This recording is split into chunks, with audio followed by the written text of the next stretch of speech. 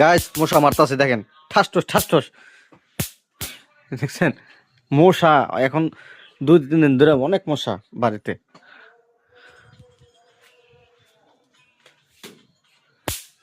ঠাস ঠস মার মর সব। উম উম পর্দার কাছে বসে রয়েছে মশারি, ঠাস ঠস ঠাস ঠস।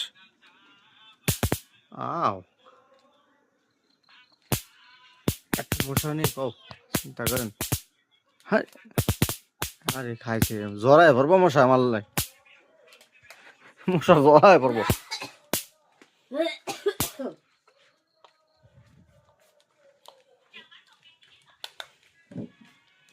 এই কয়েকদিন ধরে মশা বাইরে আছে গা শালার ভিতর।